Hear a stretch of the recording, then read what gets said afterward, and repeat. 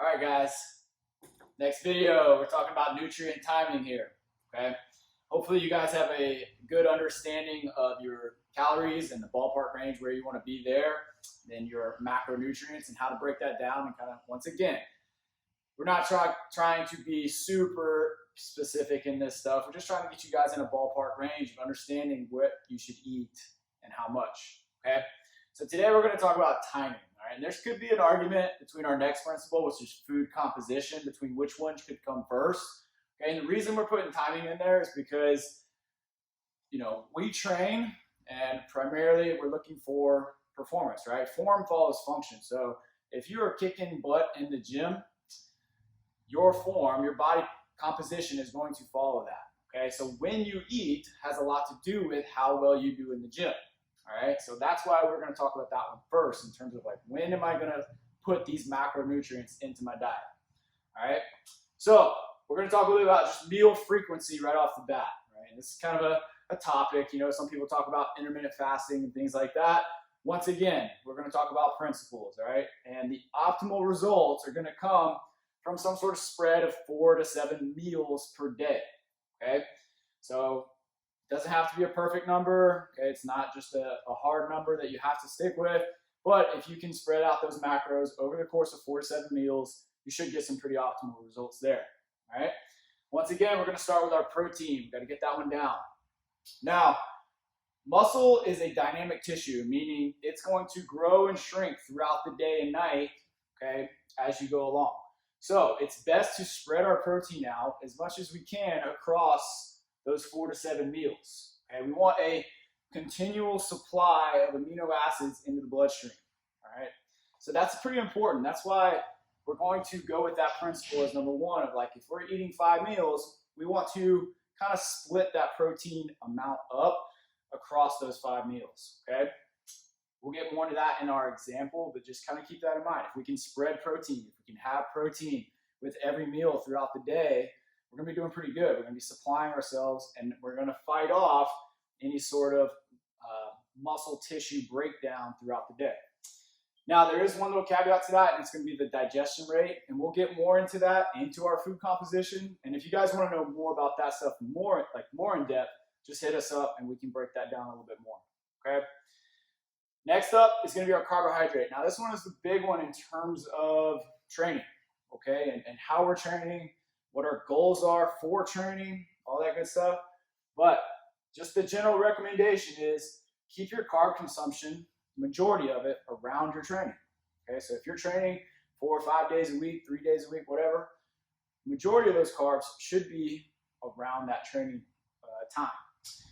Reasons for this: it's going to keep your glycogen levels topped off and replenished. Okay, anytime we're doing some especially higher intensity work in here, that's going to be depleting our glycogen levels. We want to keep that stuff topped off. We want to feel good when we're training. Okay, we don't want to deplete ourselves and then just be, suffering in here, dragging butt, and not actually training the way we should be. Okay. In terms of how much, you want to get a moderate amount before, and then maybe even a little bit during. So that might come into our supplement talk a little bit more about how you can get carbs during. Okay.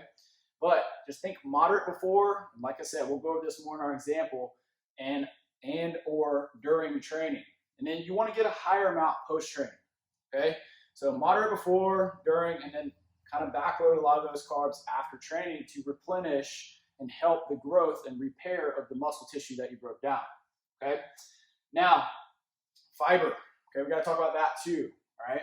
We want to keep that away from training. Fiber's, in terms of digestion, we want to make sure that the carbs that we're putting into around our training is highly efficient. Okay, so we just want to keep that as a principle. Keep our fiber away from training. We want to have it in the diet, just keep it away from training. Okay. Coming down into our fats, we want to keep these away from training as well. Okay, same principle. They're difficult to digest. All right, it's gonna be a slow digesting macronutrient.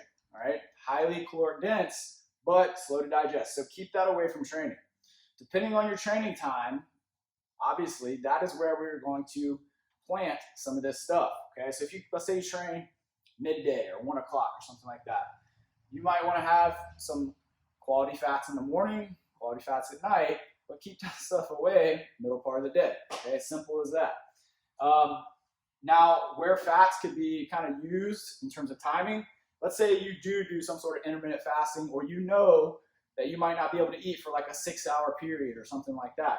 Well, that might be where we get some good healthy fats in higher dose right before that time period. Okay, so kind of using that. So just quick recap: protein, spread it throughout the day.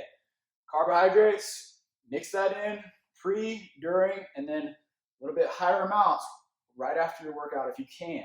Okay, fats, keep it away from your workouts. All right, keep it away. Don't try to eat, some sort of super fatty food right before you come to work out.